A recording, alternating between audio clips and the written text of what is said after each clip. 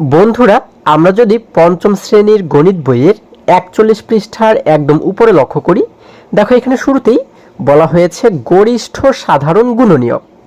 অর্থাৎ আজকে আমরা শিখব গরিষ্ঠ সাধারণ গুণনীয়ক কি।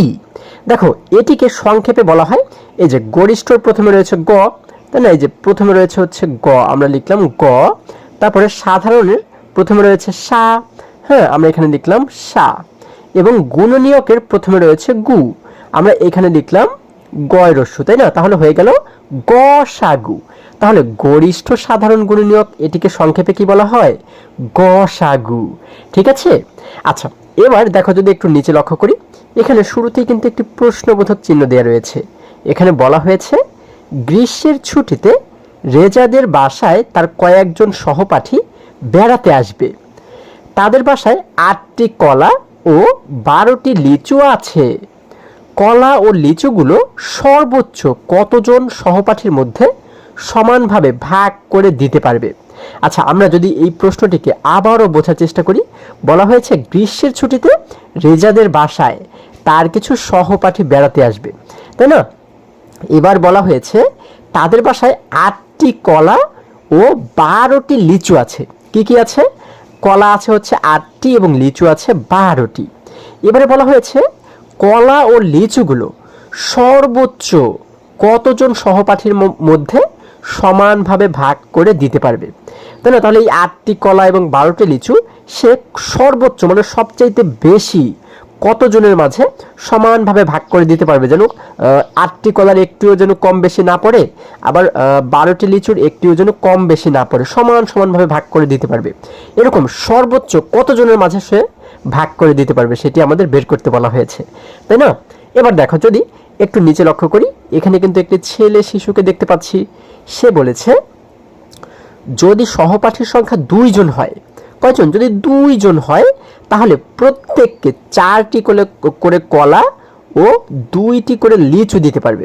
আচ্ছা, যদি ২ জন সহপাঠী বেড়াতে আসে, তাহলে যেহেতু ৮টি কলা ছিল, এক একজনকে ৪টি করে কলা দিতে পারবে, এবং লিচু ছিল ১২টি, সে এক একজনকে ৬টি লিচু দিতে পারবে। তাহলে কিন্তু কোনো লিচুও অবশিষ্ট থাকবে না এবং কলাও অবশিষ্ট থাকবে না, তাই না। আচ্ছা, এবার এই মেয়ে শিশুটি কি বলেছে? সে বলেছে কিন্তু সর্বোচ্চ কতজন সহপাঠীকে ৮টি কলা ও ১২টি লিচু সমানভাবে ভাগ করে দেওয়া যাবে। আচ্ছা, সে তো ২ জন সহপাঠীর কথা বলেছে, তাই না, যে যদি ২ জন আসে তাহলে কিভাবে করে দিবে। কিন্তু এই মেয়ে শিশুটি বলেছে কি সর্বোচ্চ কতজনের মাঝে সমানভাবে ভাগ করে দেওয়া যাবে, অর্থাৎ সবচাইতে বেশি কতজনের মাঝে ভাগ করে দেওয়া যাবে। তাহলে দেখো আমরা এটিকে কিভাবে করে বের করতে পারি।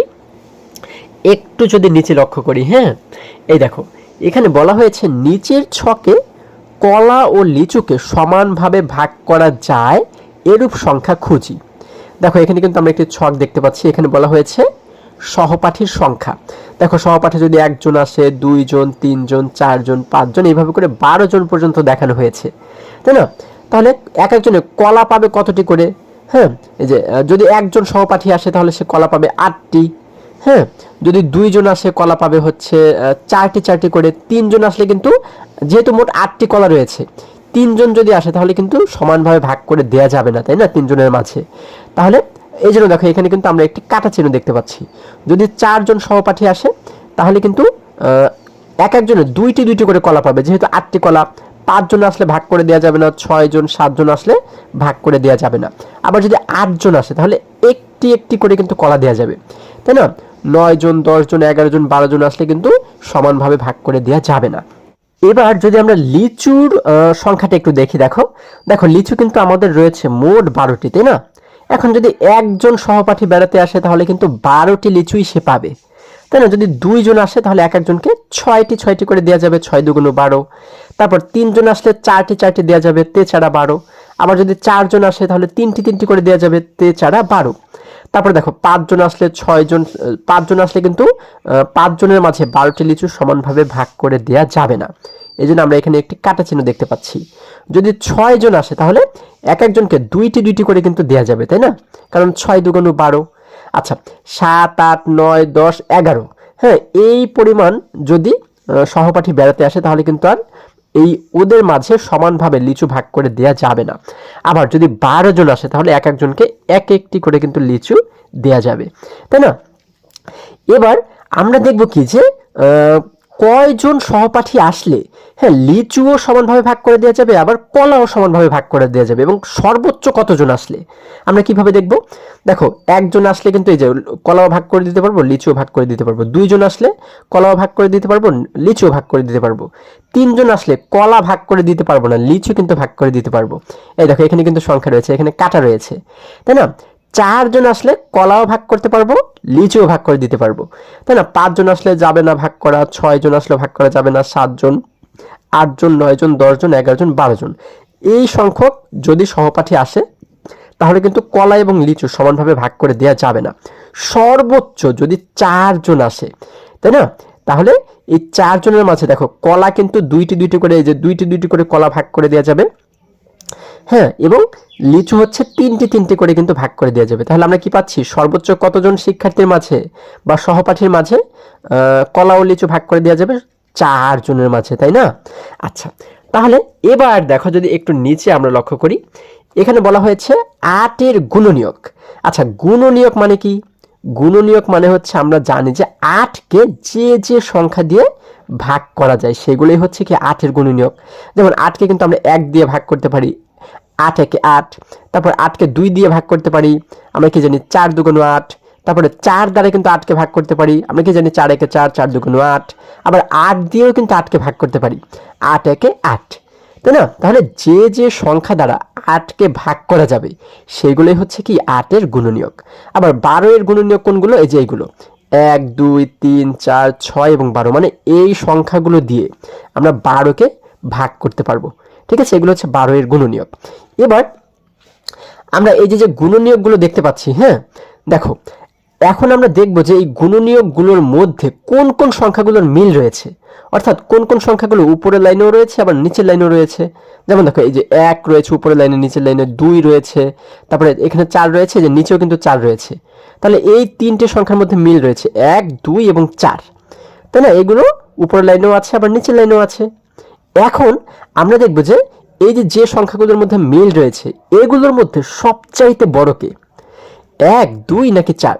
সবচাইতে বড় হচ্ছে 4, তাই না? 4 কিন্তু সবচাইতে বড়। তার মানে এই 4কেই কিন্তু বলা হয় গরিষ্ঠ সাধারণ গুণনীয়ক। কি বলা হয়? গরিষ্ঠ সাধারণ গুণনীয়ক। আচ্ছা, এইগুলোকে কিন্তু বলা হয়, সবগুলোকে বলা হয় হচ্ছে গুণনীয়ক, সাধারণ গুণনীয়ক। এগুলোকে বলা হয় হচ্ছে সাধারণ গুণনীয়ক। এখন সাধারণ গুণনীয়কগুলোর মধ্যে যেটার সবচাইতে বড় যে সংখ্যার মিল রয়েছে, সবচাইতে বড় সংখ্যার মিল রয়েছে হচ্ছে 4-এর মধ্যে, তাই না? এই জন্য এই 4কে বলা হয় হচ্ছে গরিষ্ঠ সাধারণ গুণনীয়ক। গরিষ্ঠ মানে কি? গরিষ্ঠ মানে হচ্ছে বড়, ঠিক আছে? তাহলে 4 হচ্ছে কি গরিষ্ঠ সাধারণ গুণনীয়ক। আশা করি সকলেই বুঝতে পেরেছো। এই দেখো, এখানে আমরা এই যে নিচে কিন্তু দেখতে পাচ্ছি 8 এর গুণনীয়ক হচ্ছে কোনগুলো? এই যে এই ঘরে যা রয়েছে সবগুলোই 8 এর গুণনীয়ক, তাই না? এই যে 8, 1, 2, 4, এবং এই ঘরের মধ্যে যেগুলো রয়েছে সবগুলো হচ্ছে 12 এর গুণনীয়ক। এই যে 1, 2, 4, 3 এবং 6। এখন দেখো, আমরা এই যে এতটুকু জায়গার মধ্যে যে সংখ্যাগুলো দেখতে পাচ্ছি এগুলোকে আলাদাভাবে দেখানো হয়েছে কেন? কারণ এই সংখ্যাগুলো এই 8 এর গুণনীয়কের ঘরেও রয়েছে আবার 12 এর গুণনীয়কের ঘরেও রয়েছে, এজন্য এইগুলোকে কিন্তু আলাদাভাবে আমাদের দেখানো হয়েছে, তাই না? তাহলে এইগুলোকে বলা হয় হচ্ছে সাধারণ গুণনীয়ক। কি বলা হয়? সাধারণ গুণনীয়ক।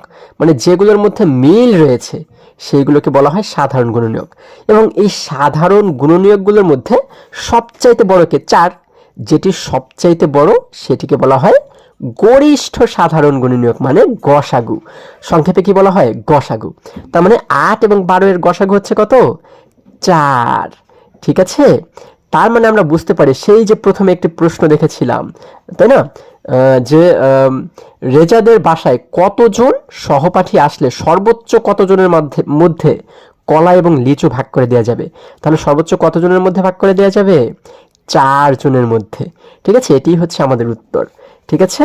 আচ্ছা, এবার দেখো, আরেকটু নিচে লক্ষ্য করলে এখানে বলা হয়েছে এখানে 1, 2 ও 4 হলো 8 এবং 12 এর সাধারণ গুণনীয়ক। এই যে এই তিনটে হচ্ছে কি 8 এবং 12 এর সাধারণ গুণনীয়ক। সাধারণ গুণনীয়কগুলোর মধ্যে সবচেয়ে বড়কেই বলা হয় কি যে গরিষ্ঠ। সবচেয়ে বড় হলো 4, যেগুলোর মধ্যে সবচেয়ে বড় হচ্ছে কি 4। তাই 8 ও 12 এর গরিষ্ঠ সাধারণ গুণনীয়ক বা গসাগু 4।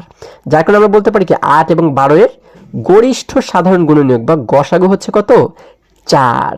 ঠিক আছে, আশা করি সকলেই বুঝতে পেরেছো। এবার একদম শেষে আমাদের বলা হয়েছে কি দেখো, 2 বা ততোধিক সংখ্যার সাধারণ গুণনীয়কগুলোর মধ্যে সবচেয়ে বড় সাধারণ গুণনীয়ককে গরিষ্ঠ সাধারণ গুণনীয়ক বা গসাগু বলে। অর্থাৎ আমরা এই যে একটু আগে যেটি শিখেছি যে গসাগু কি, তাহলে এখানে কিন্তু সেই গসাগুর সংজ্ঞাটা আমাদের দেয়া হয়েছে। আচ্ছা, তাহলে আশা করি আজকের সমস্ত অঙ্কগুলো তোমরা খুব সহজে এবং খুবই সুন্দরভাবে বুঝতে পেরেছো। বন্ধুরা, আজকে আমাদের এই পর্যন্তই। আবারও দেখা হবে পরবর্তী ভিডিওতে। আর হ্যাঁ, তোমরা যদি আমার চ্যানেলে নতুন হয়ে থাকো তাহলে এখনই চ্যানেলটি সাবস্ক্রাইব করে পাশে থাকো, যেন আমার যে কোনো ভিডিও আপলোড করার সাথে সাথে খুব সহজেই তোমরা সেটি পেতে পারো। সকলে ভালো থাকো, সুস্থ সবল থাকো, এই কামনা করে শেষ করছি। ধন্যবাদ সকলকে।